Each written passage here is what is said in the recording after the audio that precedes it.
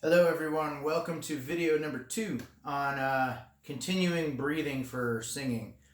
Thank you guys for watching the first one. So we'll elaborate a little bit more and continue with what we were doing. But first I just want to make sure everybody is on the same page that you need to relax, right? Singing is not supposed to be tense, right? We want to relax our body, so hopefully everybody can adopt some sort of relaxation routine that you get into. I'll make another video on that, I'm sure, soon. But in general, relax everything, okay? You want to have good posture, right? But you don't want to be tense. You don't want to carry everything up in your chest. So a really quick way to release tension is you could take kind of like your thumb and your middle finger and find two little points right here, right in your chest, about right under your collarbone. And if you kind of breathe in and press and breathe out, right, you can kind of feel that tension release a little bit. And it's just to make yourself aware if you have tension in your chest. It works for me. If you have any other technique that you like to use, whatever it is, use it. But in general, good posture, keep your shoulders relaxed, face relaxed, jaw relaxed, and keep your head straight. So one of the ways I like to visualize, good posture is if you have your head, kind of like if it's on like a stick, right? You have a bowling ball resting on a stick. And if you can kind of sit here and imagine that bowling ball kind of balancing on that stick, you can kind of feel your head moving side to side a little bit. You can actually really start to relax your neck. So relaxing the neck, relaxing the shoulders, relaxing the chest is all very important. And it takes time, right? We just have to know our instrument, and it takes time to relax and shut out all the noise and listen to your own body, especially for singing. So, quick recap on what we did in the first video. We talked about clavicular breathing, which is breathing with our shoulders up like this, right? So somebody says, take a deep breath. This is what happens most of the time. So we don't want to do that, right? We want to forget about raising our shoulders, raising our chest, and sucking our stomach in. So if you tap on your sternum and get to that little spot right there, right under your xiphoid process, and you press in, and it's that soft spot, you can kind of pulse to feel you can feel that that pressure popping out. That's where if you get a Heimlich maneuver, you get that thumb right in there and you pop and the air comes out. So observe that's where that diaphragm is. So put your palm on it. When you breathe in, I want you to relax your shoulders, relax your chest, and just breathe in, breathe out. Breathe in, breathe out. Not breathe in, breathe out, but breathe in, breathe out. Okay, then we talked about costal breathing, which is expanding your ribs. So I'll move a little closer. When I breathe in, my ribs pop out. Then they pop back in.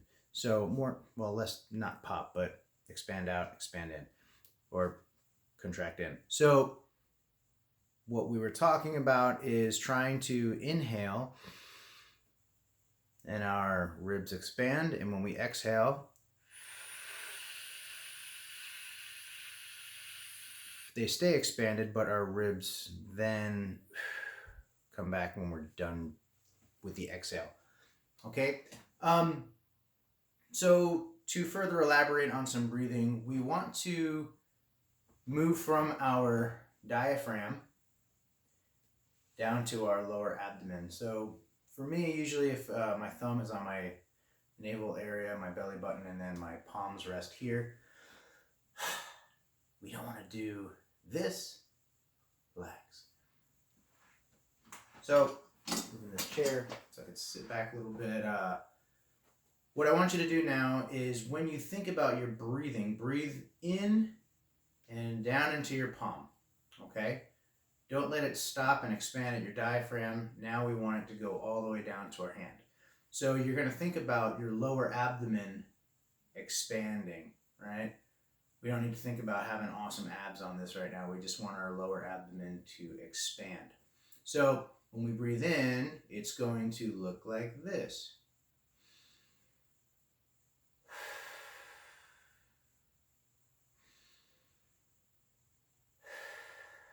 Right? So it's from side view.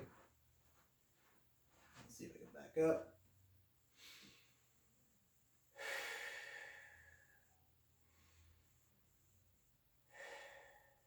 Okay, so we think about oxygen traveling all the way down, and we have to relax this whole area.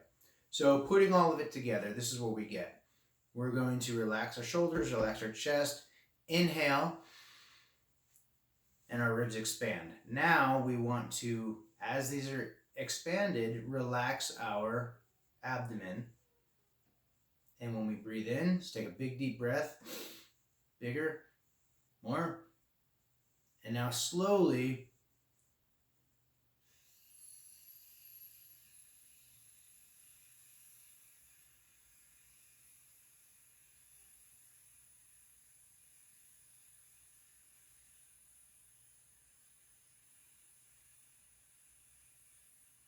exhale. Now when we breathe in, when we take that inhale, we want to, big athletic breath, right? And when we can't inhale anymore, we try just more, right? And then we slowly exhale. And on that exhale, we're not going to exhale till it feels comfortable, right? We're back to normal. We're going to exhale until we can't exhale anymore. So we're inhaling as much as we can, and we're exhaling as much as we can. Your body's not going to let itself pass out.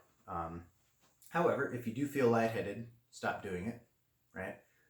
But the idea is to see how much air you can take in and how long you can exhale for. And it's just really good for your breathing. And eventually, this is what we're going to do.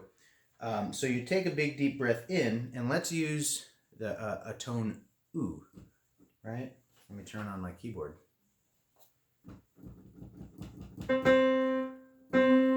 So, in my opinion, ooh is the easiest tone or the sound to make.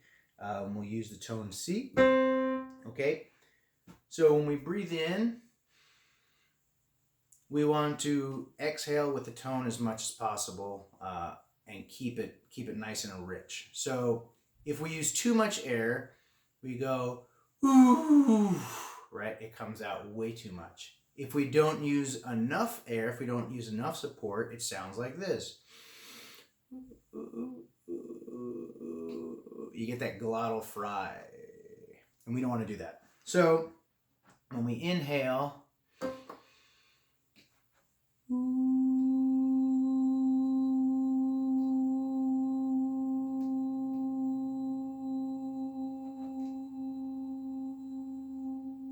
and see how long you could do it. Sometimes you could last maybe 15 seconds, sometimes 20 seconds. However long you could last, it's you. Don't worry about the person next to you. It's a personal challenge, okay? So get your stopwatches out on your phones and just as long as you can. You're going to realize you can go longer than you think you can. So then, once you get here, cycle it to E and then cycle to Ah. So, briefly.